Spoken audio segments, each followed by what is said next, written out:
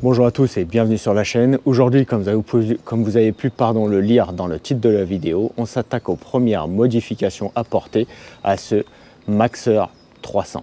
Allez, c'est parti. Alors déjà, je vais commencer par une présentation rapide un peu du matos qu'on va installer aujourd'hui. Donc tout d'abord, le gros du sujet, donc des Nerf bars en aluminium. Le bouchon de réservoir à clé, donc ça je l'ai déjà installé, mais pour ceux que ça intéresse, je vous fais voilà, la boîte avec la référence.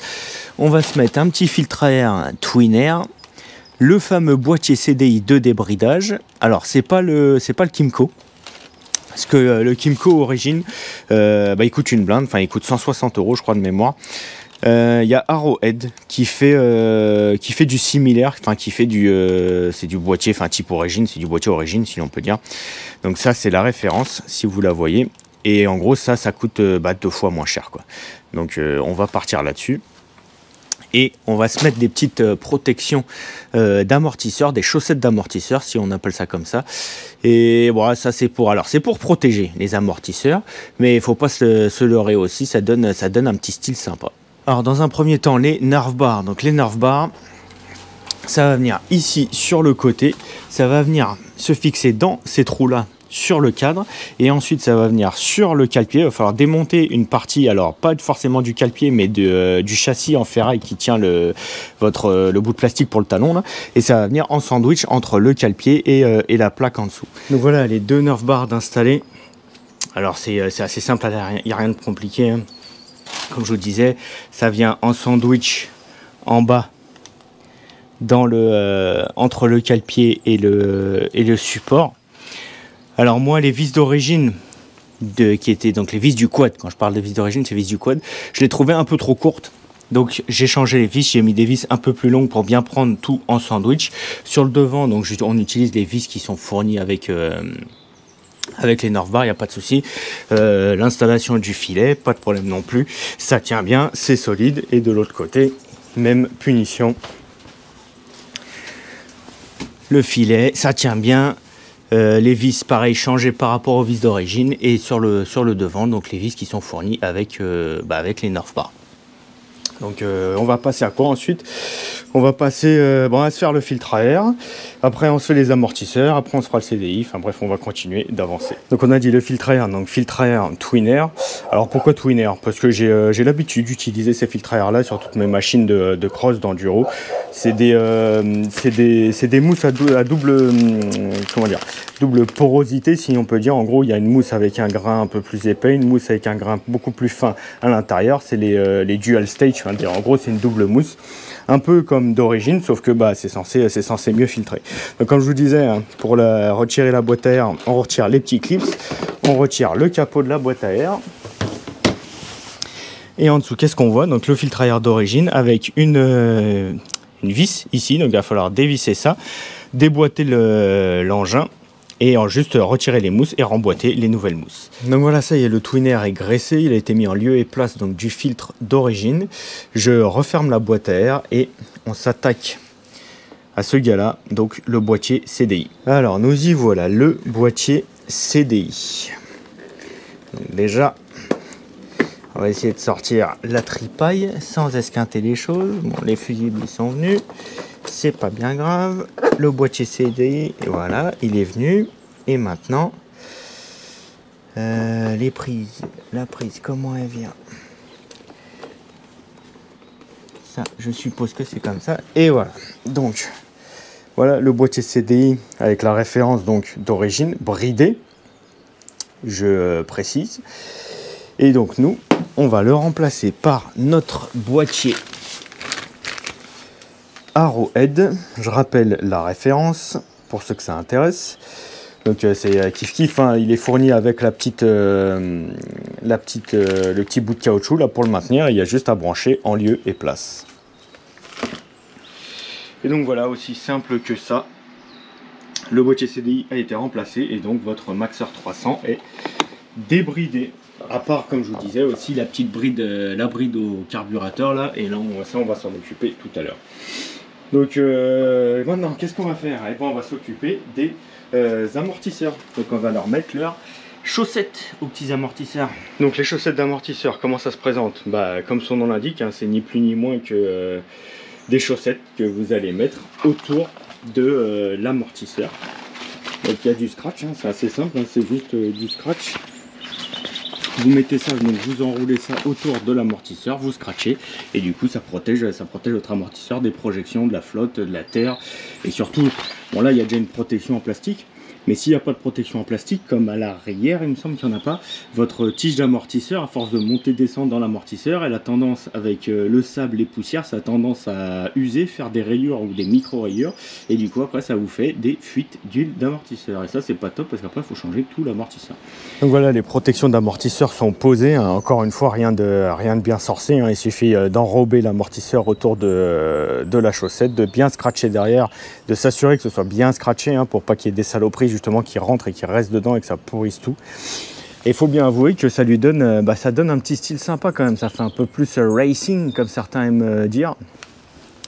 Mais donc voilà, donc en plus de protéger, ça donne un petit style sympa au quad.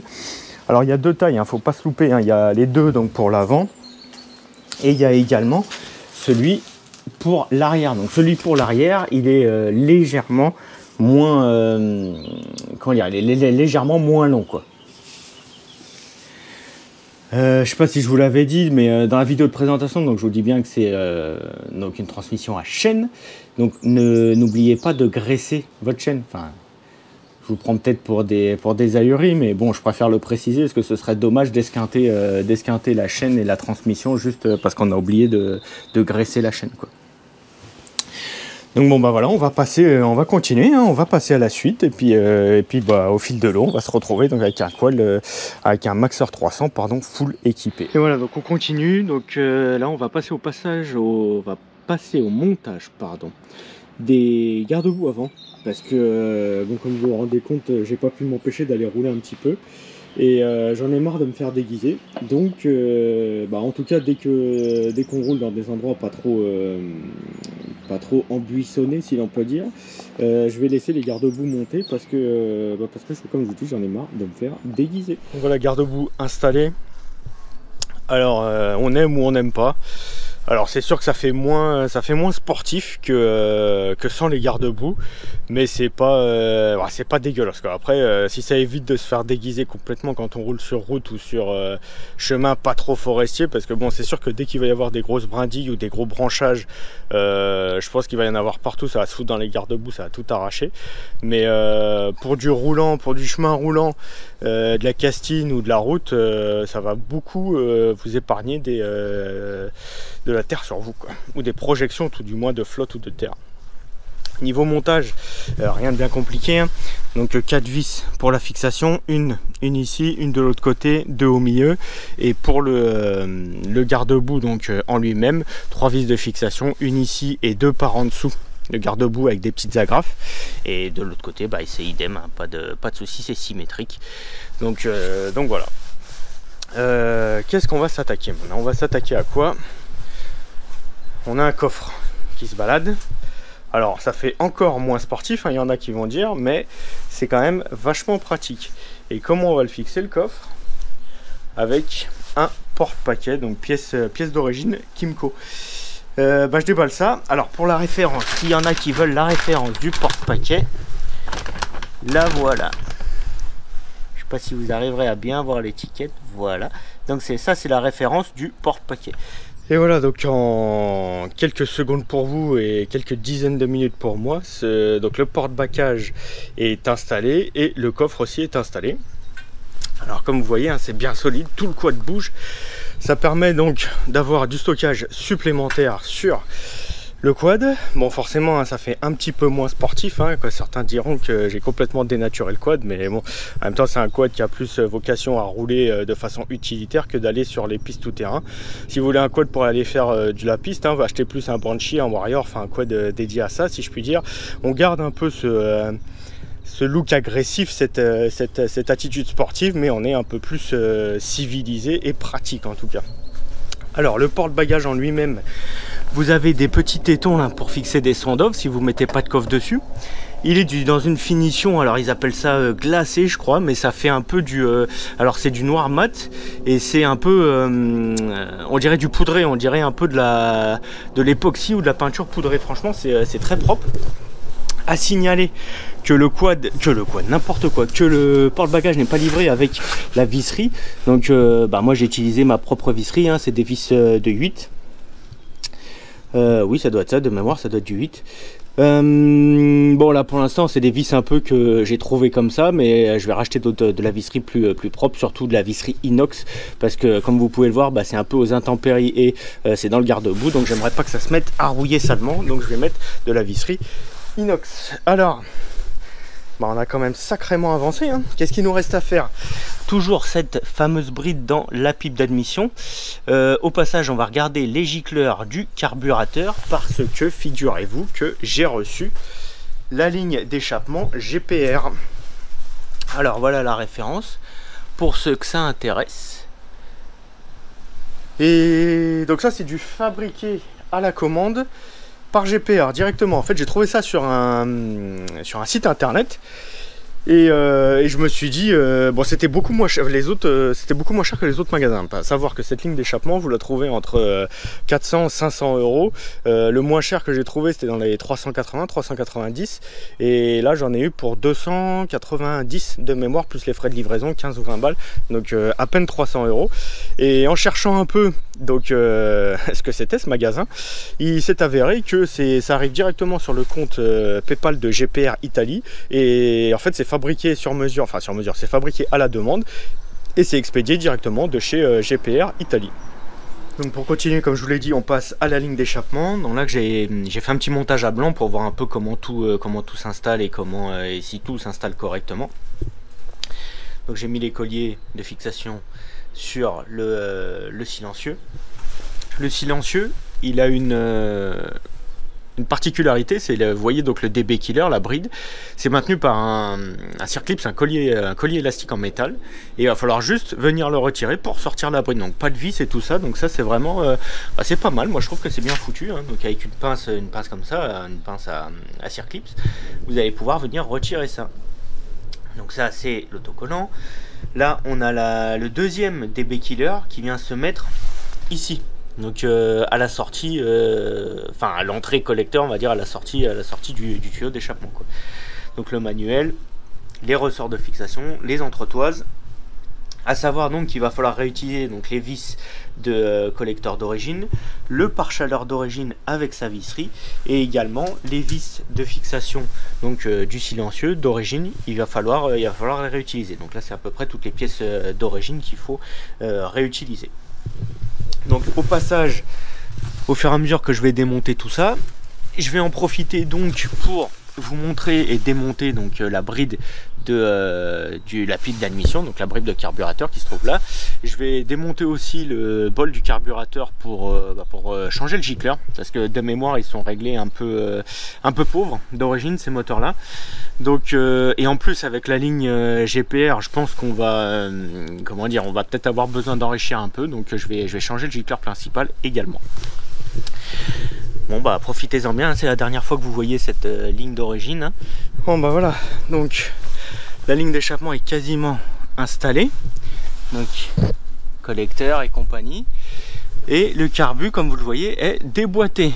Et bah franchement finalement c'est la partie la plus chiante du truc, parce que ouais j'avoue c'est, alors sans démonter les 3/4 du quad, parce que j'avoue je suis en mode feignant un peu. Il y a les câbles qui tirent un peu sur tout, j'avoue c'est un peu complètement le bordel de sortir le carbu. Tout ça pour sortir ça. Donc comme vous le voyez, c'est une bride, hein, c'est un restricteur de diamètre qui se trouve dans la pipe d'admission ici. Donc pour le retirer, il faut juste passer votre doigt, par exemple comme ça, à l'intérieur de la pipe d'admission. Vous allez sentir le petit rebord, vous tirez dessus et ça sort. Et une fois que c'est sorti, vous trouvez ça. Donc c'est une bride restrictive en aluminium, donc qui limite le passage de l'air. Donc avec ça, alors ça c'est l'historique de cette bride. C'est normalement, je crois que le quad il doit faire 22 chevaux ou un truc comme ça. ou ouais 22, 23, enfin bref un truc comme ça. Et en France pour être T3, alors oui en France pour être T3 dans une certaine catégorie, enfin bon bref il y a une limitation à la con à 20 chevaux. Donc bah, c'est pour être dans la limitation des 20 chevaux. Alors après est-ce que c'est sur tous les modèles, enfin sur tous les pays je ne sais pas, mais en tout cas en France vous avez cette bride donc pour arriver aux 20 chevaux et ne plus être aux 22, 23 ou 24. Enfin, bref, encore une fois, vous n'allez pas gagner 8000 kW, mais vous allez gagner un petit peu de couple et un petit peu de chevaux en retirant cette bride. Cette bride n'agit en rien, enfin je pense tout du moins, ou très peu, sur la vitesse max. C'est vraiment sur la puissance pure et le couple de la machine du coup.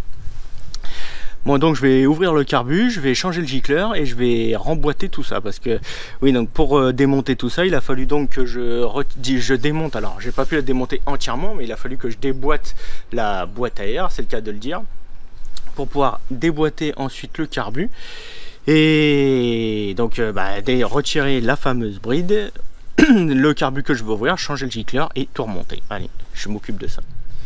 Et voilà donc carbu démonté, comme vous pouvez le voir, c'est le bordel complet pour le démonter. Bon bref, je vous ai déjà expliqué un peu ça.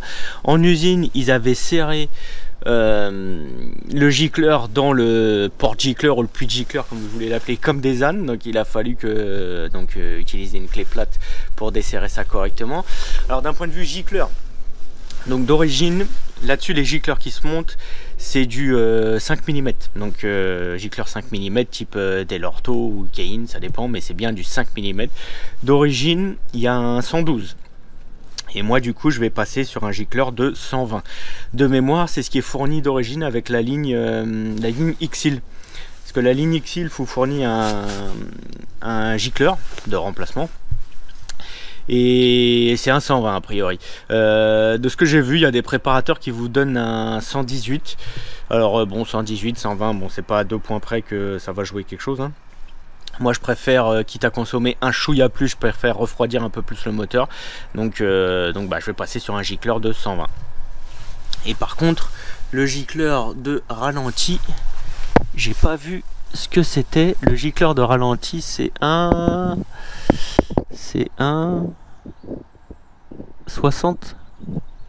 Ouais, ça a l'air d'être un 60 sur le gicleur de ralenti, je vous confirme ça. Là je vais le démonter pour vérifier ça, mais je vous confirme ça, mais il me semble que sur le ralenti c'est un 60. Donc voilà, niveau carburation c'est terminé, le carbu est bien à sa place. Quand vous le remettez en place, vérifiez bien qu'il soit bien enfoncé dans la pipe d'admission et que le manchon de la boîte à air soit également bien enfoncé. Donc maintenant je vais régler je vais positionner correctement le silencieux avec les réglages finaux, enfin les ajustements finaux, serrer les vis et ensuite on va s'occuper de la dernière, entre guillemets, modification performance s'il y a lieu. On va démonter le boîtier donc de la gâchette et on va voir que la vis de butée de derrière ici ne vient pas empêcher l'ouverture maximale de la gâchette. Donc voilà, les ajustements finaux sont faits sur la ligne d'échappement. Donc les réglages sont faits. Le sticker GPR en aluminium est collé. Tous les ressorts, donc ressorts de cartouche et ressorts de collecteur, sont mis en place. Le pare-chaleur également. Le collecteur est bien serré. Alors il reste pas beaucoup de filetage, hein, sur les goujons de collecteur. J'ai regardé si c'était anormal ou pas. A priori c'est la bague, comment dire, si oui, la bague de centrage de l'échappement GPR qui est comme ça. Donc alors on voit qu'il y a à peine un filet qui dépasse des deux goujons, mais bon, normalement ça devrait tenir. Et donc j'ai ouvert le boîtier de la gâchette. Donc simple, hein, 3 vis, surtout pas perdre le joint. Là vous voyez, il y a un petit joint noir en caoutchouc dessus, il faut surtout pas le perdre. Et donc à l'intérieur, on voit bien donc que la vis n'est pas affleurante au boîtier. Alors il manque pas grand chose, hein, c'est à peine 1 mm, mais du coup la gâchette vient d'abord en buter sur la vis et elle n'est pas forcément à sa butée maximale. Donc je vais desserrer cette vis, je vais la mettre vraiment affleurante au boîtier. Alors on va pas gagner grand chose, mais c'est toujours ça de prix. Je referme tout ça et on continue. Alors ça y est, comme vous pouvez l'entendre derrière moi, bon bah le quad est démarré, on fait chauffer gentiment. Alors d'un point de vue purement informatif, sur les pièces de la ligne GPR. Donc comme vous pouvez le voir, là ils mettent les deux rondelles les unes sur les autres. Moi si je mets les deux rondelles les unes sur les autres, ça passe pas sur le quad. Donc j'ai au lieu de 4 rondelles, j'en ai mis que 2. À part ça, aucun problème. Donc, comme vous pouvez le voir, comparé à la ligne d'origine est en une seule pièce, donc c'est un petit peu, alors je vais pas dire compliqué, mais il faut faire un peu Tetris pour la sortir du cadre du quad, mais bon, une fois que c'est sorti, il n'y a pas de souci. Elle est lourde, la GPR est beaucoup moins lourde. Et donc voilà ce que ça donne avec la GPR. Donc là je suis full DB killer, donc DB killer devant, DB killer derrière.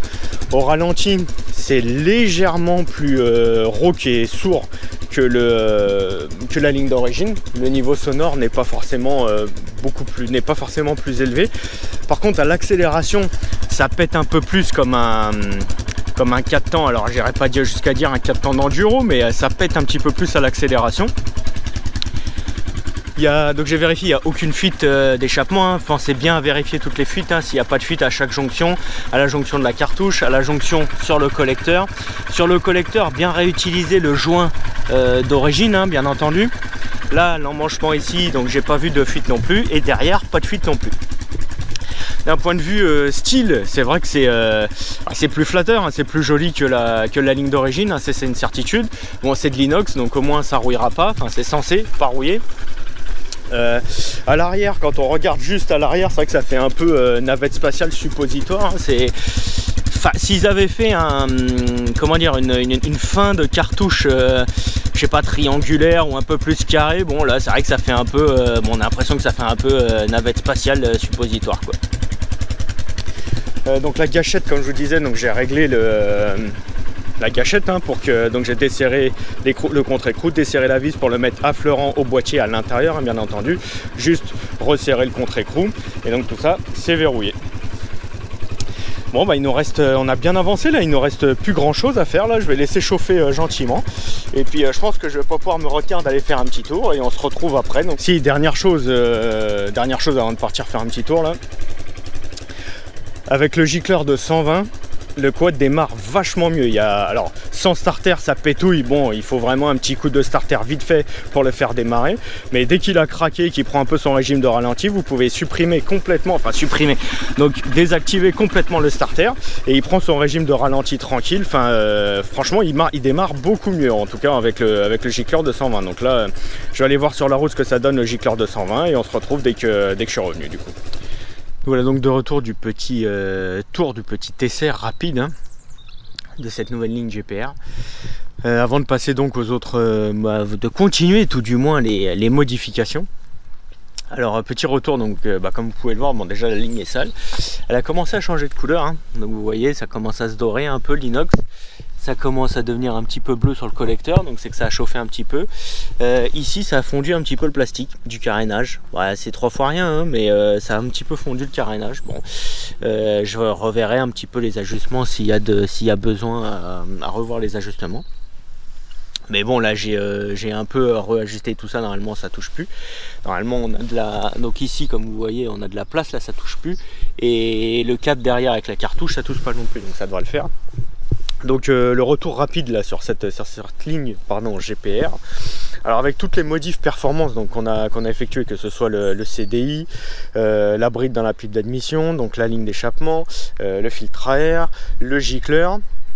Et forcément donc on n'est plus bridé à 60 km/h, donc ça c'est vraiment cool.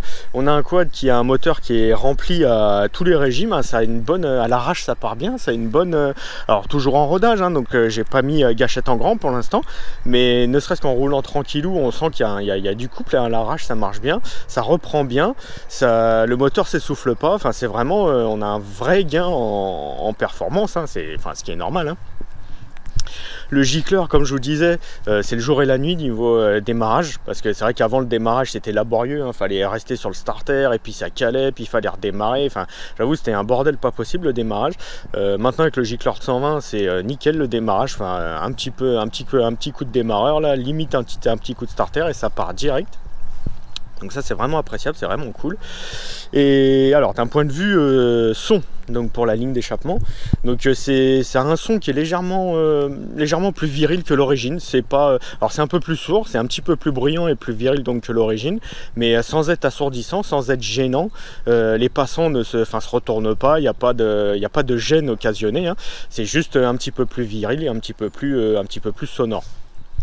Après, pour ceux qui veulent être en mode full barouf, bah, vous avez encore une fois, hein, moi j'ai les 2 DB killer, donc vous avez encore 2 DB killer à retirer, et là ce sera une ligne full direct, et bah, là ça risque de faire un sacré bordel, je sais pas, mais tout du moins ça risque de faire du bordel. C'est pas le but non plus de déranger tout le monde, hein, les mecs, hein. Bon, bref, bah écoutez, là j'attends quoi encore? J'attends les protège-mains.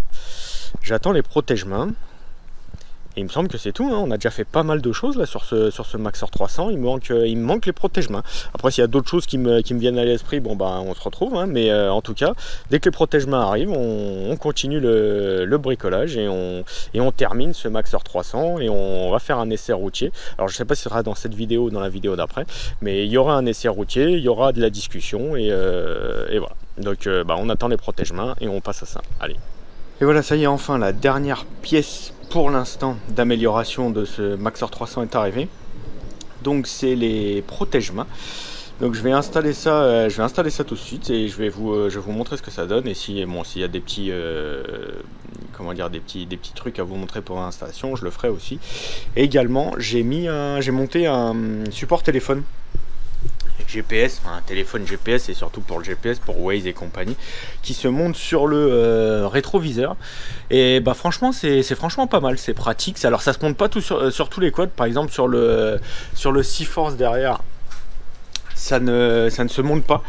Parce que vous avez donc que ce soit les boîtiers gâchettes ou boîtiers ou réservoirs de liquide de frein avec comment sont foutus les rétroviseurs, comme vous voyez, ça passe pas, ça se monte pas, parce qu'à la base je l'avais acheté pour le C-Force. Bon bah malheureusement ça se monte pas.